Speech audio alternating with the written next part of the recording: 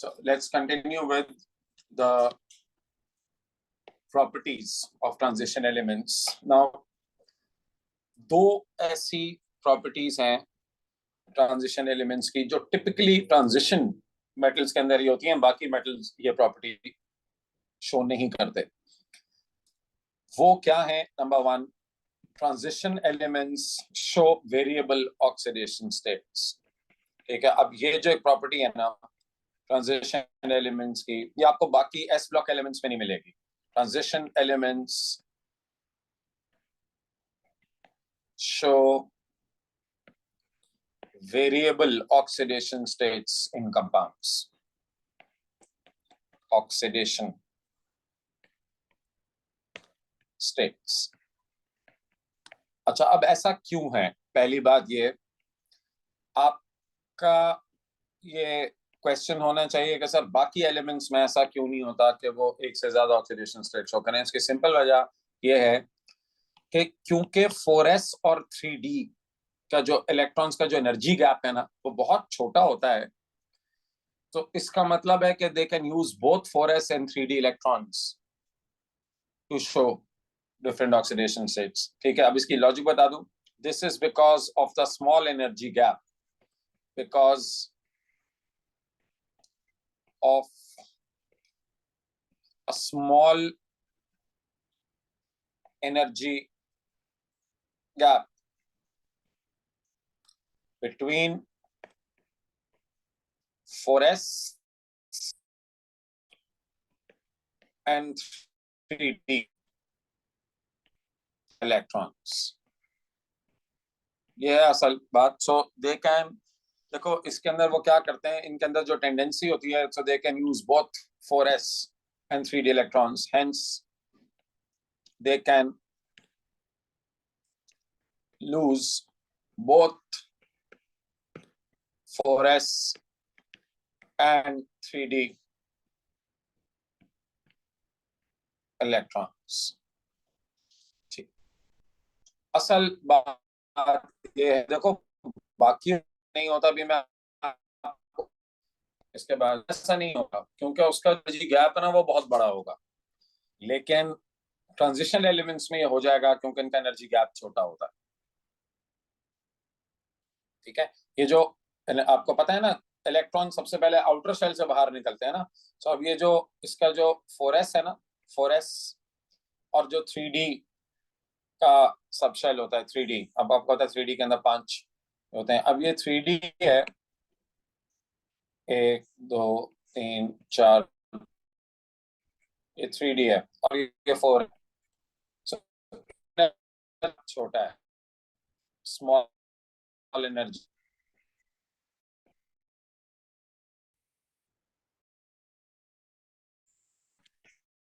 इसमें 4s के electron तो नहीं, के इलेक्ट्रॉन्स, ये वाले इलेक्ट्रॉन्स तो आप निकाल सकते हैं 4s के, पर थोड़ी सी और एनर्जी देके ये 3d के इलेक्ट्रॉन्स भी, यहां से भी इलेक्ट्रॉन्स बाहर आ सकते हैं।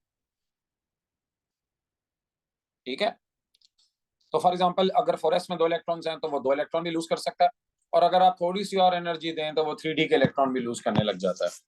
तो और वो एनर्जेटिकली फेवरेबल होता है क्योंकि एनर्जी गैप बहुत बड़ा नहीं है, तो एनर्जी का डिफरेंस को इतना बड़ा नहीं आता कि आप वो एनर्जी अचीव ना कर पाए रिएक्शंस में।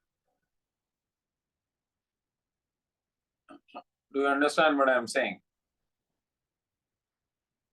Okay, चलो, so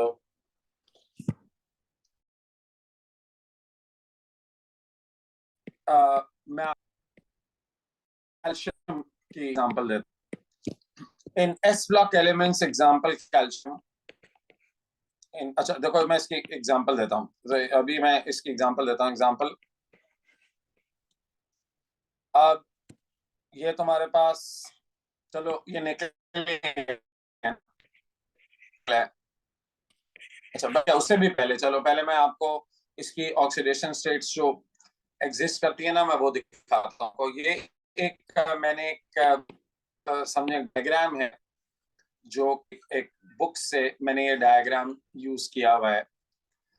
बच्चों आप लोगों को ना मैं बताऊं, आप लोग अलग अलग सोर्सेस को देखेंगे ना, उसमें थोड़ा सा अलग अलग आपको आंसर मिलेंगे, लेकिन इफ यू सी स्कैंडियम और जिंक का एक ही ऑक्सीडेशन रेट है, स्कैंडियम 3 और जिंक की 2, लेकिन टाइटेनियम के अंदर देखो 4 भी पॉसिबल है, 3 भी पॉसिबल है, 2 भी पॉसिबल है, 1 भी पॉसिबल है।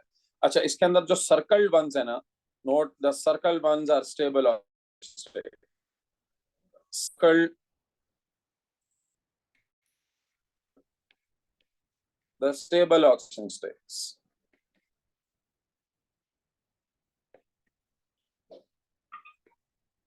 ठीक है, सो अब आप मैंगनीज की देख लें। सो मैंगनीज की +7 भी है, +6 भी है, 5 भी है, 4 भी है, 3 भी है, 2 भी है, 1 भी है। ये सारे ऑक्सीडेशन ऑक्सीडेशन स्टेट्स शो करता है।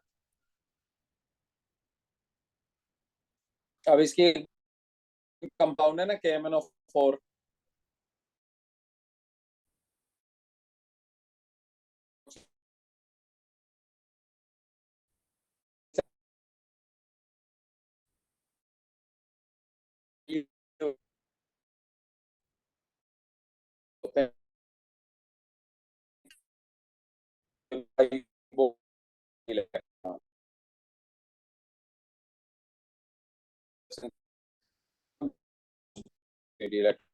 मैं अभी आपको मैं आपको वो है क्या ना, अब निकल है एग्जाम्पल निकल। अब इसमें कॉन्फ़िगरेशन है आर्गन 3D, पीछे हमने निकल का लिखा था ना, 28 है ना, निकल के 28 इलेक्ट्रॉन्स हैं, तो ये 4s2, 4s2 बाद में इलेक्ट्रॉन निकलता है ना, so nickel can lose 2 electrons from 4s and also electrons from 3d। या चलो मैंगनीज ले लेते हैं, मैंगनीज फॉर दैट से, मैंगनीज का ले लेते हैं ना, मैंगनीज है MnA। अच्छा, मैंगनीज ज्यादा आसान example, I tell you why. So manganese के अंदर अगर आप देखें तो इसका 25 इलेक्ट्रॉन्स हैं, 25, तो ये 4s2 3d5। हम ये कहते हैं it it can lose 2 electrons from 4s and also 5 electrons from 3d to show different oxidation states।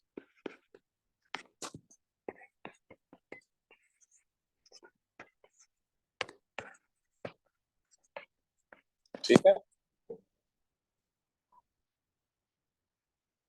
ये जो फर्क है ना, ये आपको ज़हन में रखना है। ठीक है, बाकी एलिमेंट्स में ऐसा नहीं होगा ना, अनलाइक कैल्शियम। अभी कैल्शियम का तुम्हें मैं बताता हूँ, कैल्शियम के अंदर आप देखेंगे कैसा होगा। ठीक है, this is not possible in S block elements, example calcium,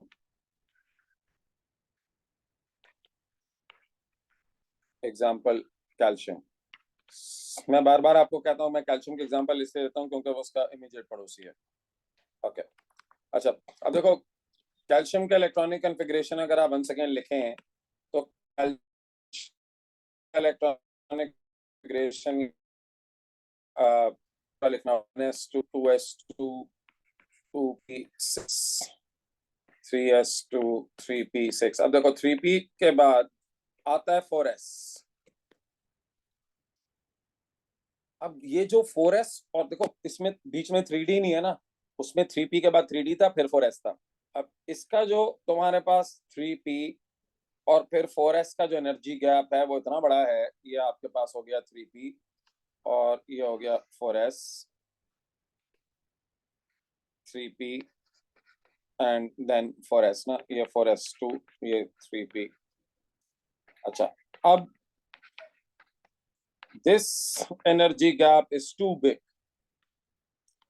आप देख रहे हैं एनर्जी गैप यहां से लेके यहां तक का एनर्जी गैप है, तो लार्ज एनर्जी गैप। अब इसका मतलब क्या हुआ, एनर्जी गैप आपने 2 इलेक्ट्रॉन 4s से तो निकाल लिए क्योंकि वो हायर एनर्जी के इलेक्ट्रॉन है, उस पर चार्ज आ गया 2+ का, but more electrons if you want to remove further electrons तो फिर वो much lower 3p से निकालने पड़ेंगे, और उसको निकालने के लिए एनर्जी इतनी ज्यादा चाहिए होगी कि वो फीजिबल नहीं रहता। हम कहते हैं वो एनर्जेटिकली फीजिबल नहीं रहता। ठीक है, सो कैल्शियम, हम ये कहते हैं calcium loses 2 electrons from 4s to show an oxidation number। Calcium can lose लिखते हैं ना, ठीक है, 2 electrons from 4s to show an oxidation number of +2। ठीक है, लेकिन आप ये कहते हैं but requires a large amount of energy to lose electrons from lower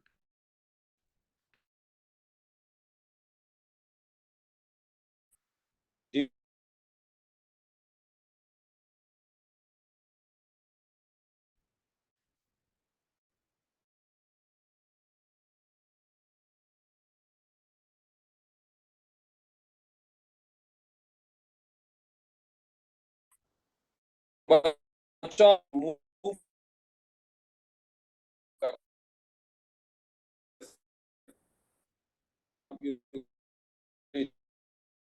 the electrons, मतलब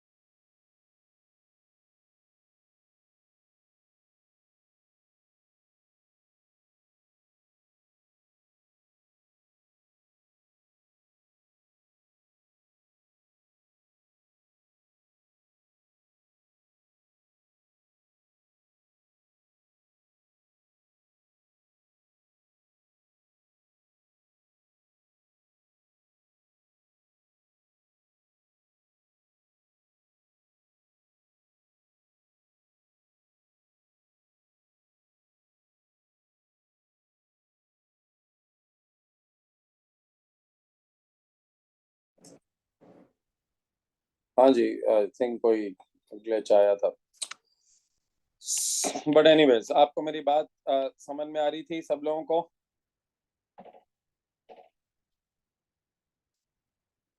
अच्छा, वो तो नहीं हो रहा, आवाज वगैरह ब्रेक तो नहीं हो रही थी मेरी?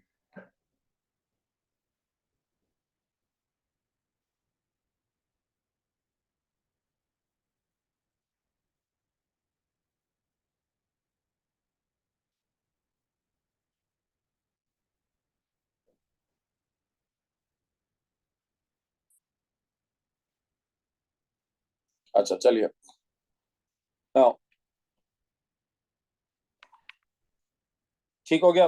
तो ये बात सबको समझ में आ गई। तो हमने कहा था क्योंकि कैल्शियम में या किसी भी एस ब्लॉक एलिमेंट्स में क्योंकि एनर्जी गैप बहुत बड़ा होता है बिटवीन द जो higher energy level and the lower energy level, इस वजह से उसको इलेक्ट्रॉन्स हायर एनर्जी लेवल से तो निकालना फिजिबल होता है, बट लोअर एनर्जी लेवल से इलेक्ट्रॉन निकालना फिजिबल नहीं रहता।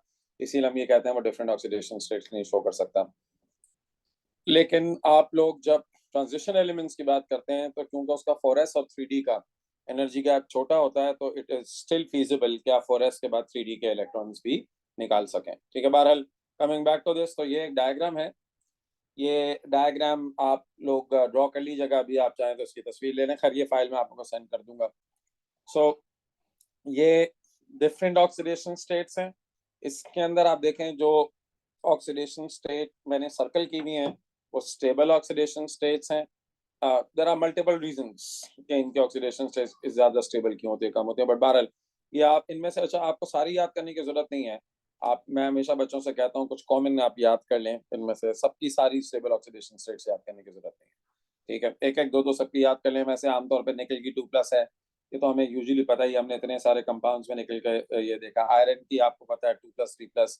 मैंगनीज का के MnO4 वगैरह के अंदर 7+ होती है। क्रोमियम की K2Cr2O7 के अंदर में मालूम है। तो वो जो इनके फेमस कंपाउंड्स है ना, उन्हीं के अंदर ऑक्सीडेशन स्टेट, आप थोड़ा ऑब्जर्वेंट रहेंगे तो आप लोगों को कोई ना कोई याद आ जाएगा कंपाउंड जिसके अंदर ऑक्सीडेशन स्टेट्स इसकी आपने पढ़ी हुई होंगी, वो स्टेबल ऑक्सीडेशन स्टेट्स ही होती हैं। चलो अच्छा, आप जरा मैं आप लोगों को एक ट्रेंड एक्सप्लेन कर दूं। अगर आप लोग देखें स्कैंडियम से लेके मैंगनीज तक, आप लोगों को जरा कुछ ट्रेंड्स भी दिखाऊं। फ्रॉम स्कैंडियम टू मैंगनीज जो मैक्सिमम ऑक्सीडेशन स्टेट है ना, अच्छा पहली बात तो ये, फ्रॉम स्कैंडियम टू Mn हम ये कहते हैं कि जो d ऑर्बिटल के इलेक्ट्रॉन्स होते हैं ना वो अनपेयर्ड होते हैं। ठीक है, the d orbital electrons are unpaired, पहली बात तो आप ये देखेंगे। ठीक, अच्छा, और दूसरी बात, एंड जो मैक्सिमम ऑक्सीडेशन नंबर है ना, मैक्सिमम ऑक्सीडेशन नंबर स्कैंडियम से लेके अभी Mn की बात कर रहा हूं, वो है 4s प्लस 3d इलेक्ट्रॉन्स का। याद रहे ये अनपेड है, ये अनपेड इलेक्ट्रॉन्स है। एग्जाम्पल, एग्जाम्पल अभी देख लो, क्रोमियम। अब अच्छा, क्रोमियम जो है ना वैसे ट्रिकी एलिमेंट है, क्रोमियम को लेना नहीं चाहिए, लेकिन वेनेडियम, अच्छा क्रोमियम और कॉपर की थोड़ी अनयूजुअल कॉन्फ़िगरेशन होती है, वो आप इसमें लेते हैं। वेनेडियम ले लेते हैं ना, वेनेडियम, वेनेडियम ले लो। अभी क्रोमियम और कॉपर की कॉन्फ़िगरेशन एक दफा लिख देता हूँ। देखो, वेनेडियम का जो इलेक्ट्रॉनिक कॉन्फ़िगरेशन है वो है आर्गन, ठीक है, और आर्गन के बाद ये 23 इलेक्ट्रॉन्स होते हैं। फिर 3d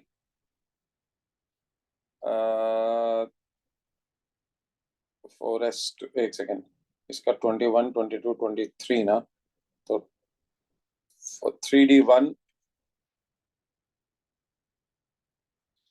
नहीं, 3d1 नहीं होगा यार, 3d 4s 25, 24, 23, 18, 2, 20, 20 के बाद 3, हाँ 3, तो इनका सम करो तो इसके इलेक्ट्रॉन्स 3d के अंदर कितने इलेक्ट्रॉन्स हैं, सम करें। 3d के इलेक्ट्रॉन्स हो गए 3 + 2, तो मैक्सिमम 5 इलेक्ट्रॉन्स, और maximum oxidation number is also, oxidation number is equal to +5। नजर आ रहा है?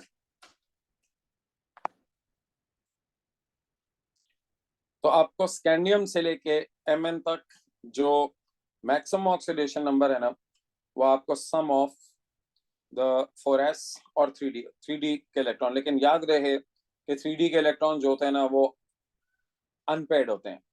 ठीक है, अब आयरन से लेके कॉपर तक, इवन जिंक तक भी, फ्रॉम आयरन टू जिंक, इसमें जिंक भी आप शामिल कर सकते हैं, दो ट्रांजिशन नहीं है, लेकिन ये इस बिहेवियर को शो करेगा। फ्रॉम Fe टू Zn, याद रखें, the d orbital the d orbitals have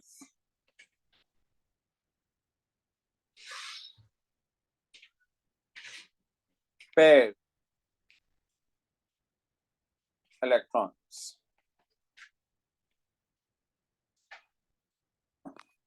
अच्छा, भाई यूं कहो d orbital electron starts to pair, यानी pairing starts in d orbital. Pairing हम यूं कहें, pairing occurs in d orbitals.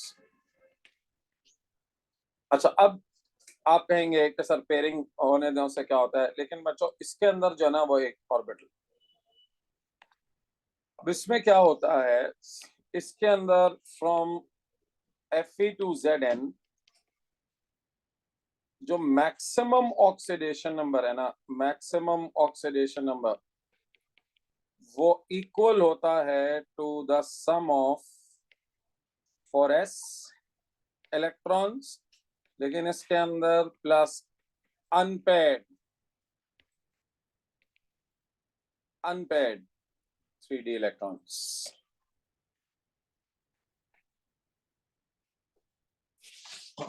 इसमें अनपेड 3d इलेक्ट्रॉन्स हैं. एग्जांपल, ये मैक्सिमम ऑक्सीडेशन नंबर की बात कर रहा हूं मैं.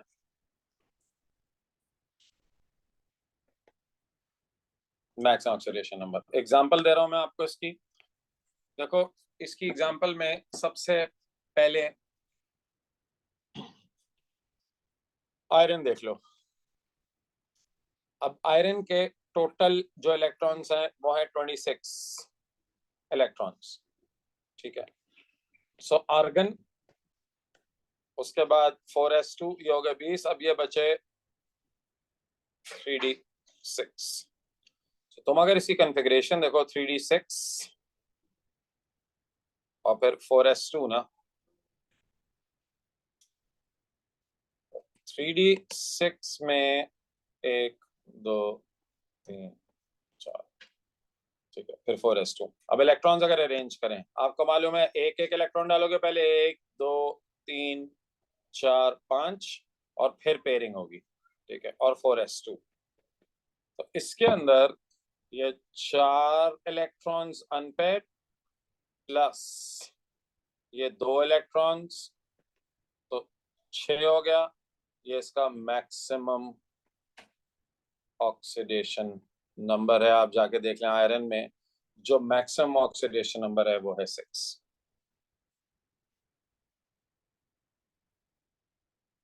ठीक है. तो अब आप कहेंगे कि सर ये जो पेड है ये क्यों नहीं शो करता. याद रखो, ये जो पेड डी ऑर्बिटल होता है ना, is referred as, is called an inert pair. इसको कहते हैं इनर्ट. ये इनर्ट पेयर होता है, यानी इसका मतलब है कि ये रिएक्शन में हिस्सा नहीं लेता. इनर्ट पेयर हम ये कहते हैं it's a stable pair, and ये लूज करना इसके लिए एनर्जेटिकली फेवरेबल नहीं होता. ये वाला pair is called an inert pair. Energetically in electrons को लूज करना फीजिबल नहीं होता. So hence the name given inert pair.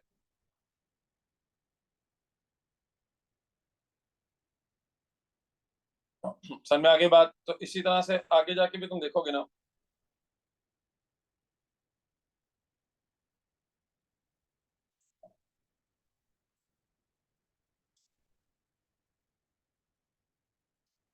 तो ऐसे ही होगा हर एक के अंदर. ठीक है, समझ में आ गया सबको ये.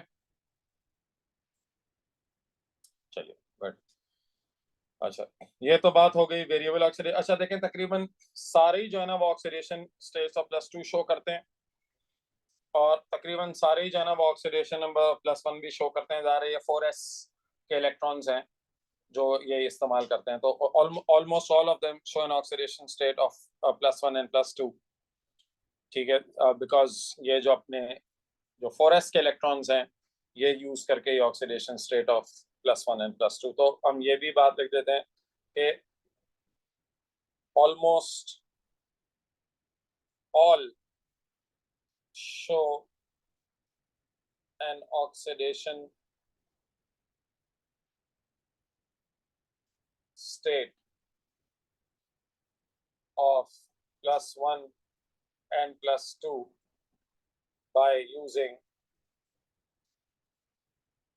4s electron.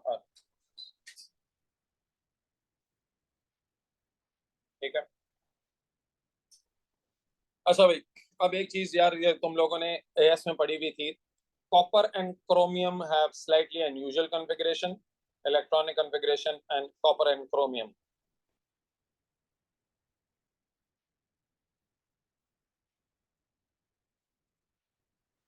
Of copper and chromium. अच्छा, स्लाइटली अनयूजुअल है ये, जरा सी अनयूजुअल होती है। देखो कैसे, कॉपर के एक्चुअली एटॉमिक नंबर है 24, कॉपर के अंदर 24 इलेक्ट्रॉन्स होते हैं, 24। अब 24 की कॉन्फ़िगरेशन जब हम लिखते हैं तो आर्गन, अब आर्गन के बाद जाहिर हम पहले 4s में डाल देते हैं, तो ये हो गए 20, ठीक है ना। तो यूजुअली अगर हम लिखते जो इलेक्ट्रॉनिक कॉन्फ़िगरेशन, तो हम ऐसे लिखते हैं ना, आर्गन, फिर उसके बाद हम लोग लिखते 4s2, और फिर जा रहे बचता 3d4, 4 बच जाते 3d4। लेकिन ऐसा होता नहीं है ना। ये क्या करता है कि ये अपनी कॉन्फ़िगरेशन को थोड़ा सा रीअरेंज करके ये 3d5 और 4s1 कर देता है। देखो उसकी वजह है स्टेबिलिटी। ये आर्गन, देखो यू नीड टू अंडरस्टैंड के कुछ चीजें जो होती है ना, जब वो स्टेबिलिटी के बहुत करीब आ जाती हैं तो वो स्टेबल स्टेट एक्वायर कर लेता है, विच मींस, एक सेकंड दीजिएगा मुझे, यहाँ पे जरा चलना शुरू हो गए मेरे, एक सेकंड चले, ओके नाउ। देखो मैं क्या कह रहा हूँ, मैं कह रहा हूँ कि होता ये है कि जब कुछ चीज स्टेबिलिटी के करीब आ जाती है ना, तो वो स्टेबिलिटी एक्वायर कर लेती है, बिकॉज ये 3d4 और 4s2 की जगह it's more stable with this configuration 3d5 and 4s1। तो हम ये कहते हैं कि ये ज्यादा स्टेबल कॉन्फ़िगरेशन है इसकी, इसीलिए ये एक्वायर कर लेता है, which is as I said slightly unusual. ये इसकी स्टेबल कॉन्फ़िगरेशन है।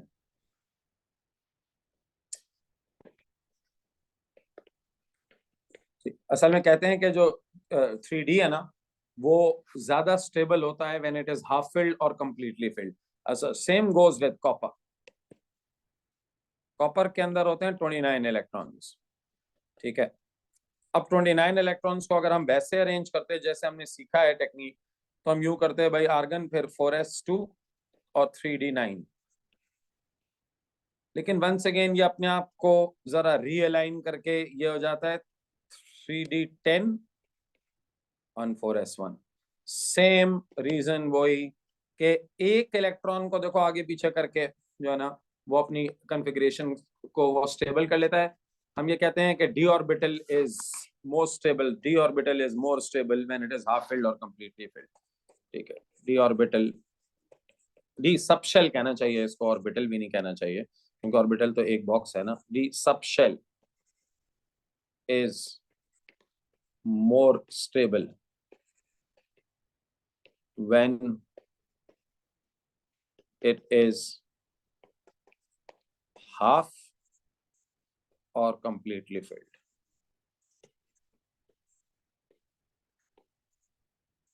अच्छा, अब एक आप लोग कहेंगे कि सर फिर ये काम जो है वो बाकी एलिमेंट्स क्यों नहीं करते? देखो बाकी एलिमेंट्स को ये करने के लिए ना, फिर वंस अगेन फिर उनको एनर्जी देनी पड़ेगी, क्योंकि उनका गैप बड़ा होता है ना। असल में अब 3d4 होना और 3d3 होने में फर्क है ना। तो 3d4 में सिर्फ एक इलेक्ट्रॉन का फर्क है, लेकिन अगर किसी की 3d3 है और 4s2 है, अब उसको 3d5 बनाना फिर वो वंस अगेन मुश्किल है, क्योंकि वो एनर्जी का मसला आ जाएगा। तो ये तो बहुत करीब हैं, आसान लफ्जों में, in layman language 3d4 is very near to 3d5। ये इसको मैं बच्चों को समझाने के लिए अक्सर ऐसे एग्जांपल देता हूँ कि भाई अगर आपको 1000 रुपए सपोज पूरे करने किसी लेट्स सपोज कॉन्सर्ट का टिकट खरीदने के लिए, अब किसी एक के पास लेट्स सपोज में है 990 रुपए, ठीक है, और किसी आदमी के पास लेट्स सपोज है 800 रुपए। अब हैं तो आप 1000 के करीब ही, लेकिन यार 990 रुपए के लिए 10 रुपए लेना आसान है ना, वो लेके 1000 रुपए पूरे करना, दैट्स इजियर। बट अगर 800 रुपए हैं तो उसको अब 1000 के करीब जाने के लिए 200 का फर्क आ गया। अब अपेरेंटली तो लग रहा है कि आप 1000 के करीब हैं, लेकिन फर्क बड़ा हो गया है ना। तो जितना छोटा गैप होता है ना, एक इलेक्ट्रॉन का फर्क जो होता है ना, वो अचीवेबल होता है, फीजिबल होता है। बट अगर एक इलेक्ट्रॉन से ज्यादा का फर्क हो, फिर उसको अचीव करना मुश्किल हो जाता है। बहरहाल, सो याद रखिएगा ये इलेक्ट्रॉनिक कन्फिग्रेशन है कॉपर की और क्रोमियम की, थोड़ी सी अनयूजुअल है, बट ये आपको जहन में रखनी है, फैक्ट है ये कि इनकी कन्फिग्रेशन ऐसी होती है। अच्छा, अब एक आखिरी चीज बस, ये फिजिकल प्रॉपर्टीज को खत्म कर लें आज, ताकि फिर हम अगली क्लास के अंदर जो है ना वो इसके शेप्स और बाकी चीजें पढ़ लें। अच्छा, अब एक हो गया ये वाली बात। अब आ जाओ, ये जो अक्सर transition elements and the compounds, अच्छा, most catalysts are transition elements or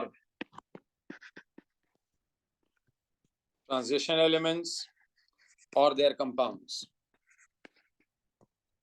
or the compounds। अच्छा अच्छा, अब जी ऐसा क्यों है?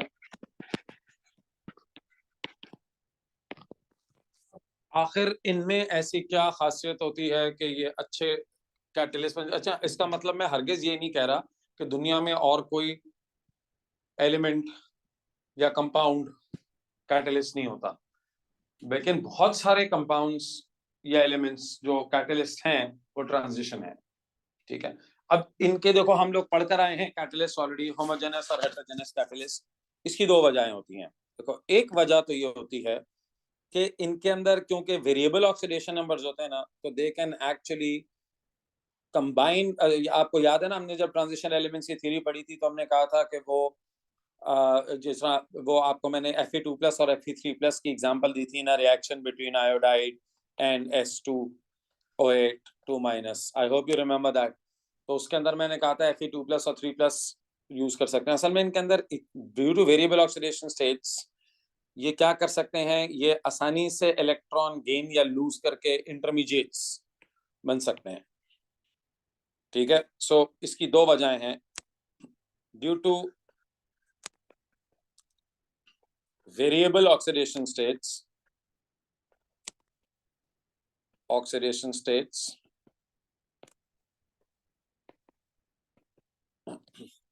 they can lose or gain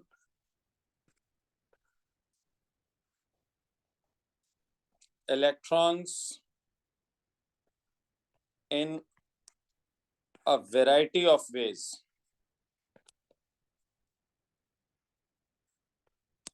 Due to variable oxidation states, they can lose or gain electrons in a variety of ways, ठीक है, and can form intermediates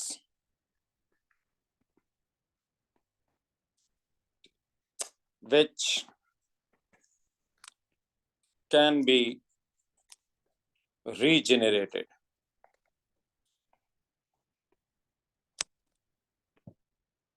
ठीक है। 100 को याद होगा, वो इलेक्ट्रॉन पहले गेन कर लेते हैं, उसके बाद फिर अगले स्टेप में इलेक्ट्रॉन लूज करके वापस अपने ओरिजिनल फॉर्म में रीजनरेट हो जाते हैं। सो क्योंकि ये डिफरेंट ऑक्सीडेशन स्टेट शो कर सकते हैं ना, तो इसीलिए ये अपनी एक ऑक्सीडेशन स्टेट में चले जाते हैं, इलेक्ट्रॉन गेन करके फिर लूज करके वापस अपने ओरिजिनल फॉर्म में आ जाते हैं। तो ये इनके अंदर एक टेंडेंसी है। अच्छा, दूसरी बात, जिस तरह हमने पढ़ा ना, इन हेटेरोजेनस कैटलिस्ट हमने कहा था adsorption occurs at the surface. So क्योंकि इनके अंदर बहुत सारे एम्प्टी ऑर्बिटल्स होते हैं। अब आप देखो ना, ये भाई इधर ये आपके पास ये 4s है। अब 4s का मतलब फोर्थ शेल। अब फोर्थ शेल के अंदर सिर्फ s ऑर्बिटल थोड़ी होता है, p ऑर्बिटल भी होता है, d ऑर्बिटल भी होता है, f ऑर्बिटल भी होता है। तो they can use their empty orbital to accommodate electrons, ठीक है, ड्यूरिंग एड्सॉर्प्शन। तो they can use empty orbitals, इनके अंदर एम्प्टी ऑर्बिटल्स होते हैं। तो एड्सॉर्ब,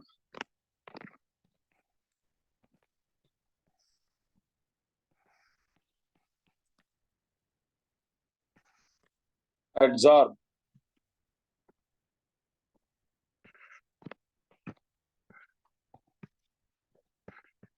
रिएक्टेंट।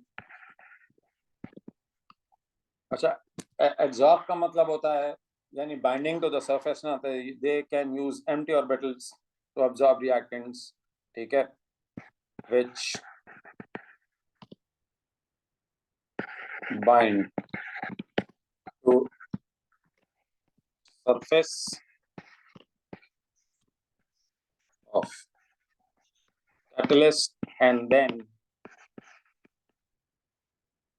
are released। तो यार अल्टीमेटली रिलीज हो जाते हैं ना वो, तो वो उनका एब्जॉर्ब और डिसॉर्ब करता है, यानी दैट इज डिसॉर्ब, डिसॉर्ब। ठीक है, तो ये भी इनके अंदर खासियत होती है कि इनके पास बहुत सारी खाली जगह होती है किसके अंदर वो बाइंड कर सकते हैं, यानी वो बेसिकली उनके इलेक्ट्रॉन्स को अकोमोडेट करके उनके साथ बॉन्ड बना सकते हैं, और फिर जब जरूरत होती है तो वो उस बॉन्ड को तोड़ देते हैं और अपनी ओरिजिनल फॉर्म में वापस आ जाते हैं। ठीक है, चलो बच्चों, ये तो हो गई। अब कुछ समझो, आज हमने जो डिस्कशन किया वो फिजिकल प्रॉपर्टीज से रिलेटेड किया ट्रांजिशन एलिमेंट्स की। अब जब मैं अगली क्लास में आपको पढ़ाऊंगा ना, उसके अंदर ज्यादा टेक्निकल होगी। अच्छा, इसकी देखो एक और प्रॉपर्टी है, टिपिकल प्रॉपर्टी, कि ये कलर्ड कंपाउंड्स और कॉम्प्लेक्सेस बनाते हैं। लेकिन कलर्ड कंपाउंड और कॉम्प्लेक्सेस को समझने के लिए पहले आप लोगों को और चीजें पढ़नी पड़ेंगी। मैं डायरेक्टली कलर पे नहीं जा सकता अनटिल पहले मैं आपको जरा कॉम्प्लेक्सेस इंट्रोड्यूस ना करा दूं वो कैसे होते हैं। तो अगली क्लास में इंशाल्लाह हम ये कॉम्प्लेक्सेस, उसके शेप्स वगैरह डिस्कस कर लेंगे। तो वहां पर फिर मेरी कोशिश ये होगी कि मैं आप लोगों को फिर अगली जो क्लासेस हैं उसके अंदर ये ट्रांजिशन कंप्लीट करा दूं। चलें बहरहाल, ठीक है, अभी फिलहाल इसको यहाँ पे ऑफ करते हैं, फिर कंटिन्यू करेंगे।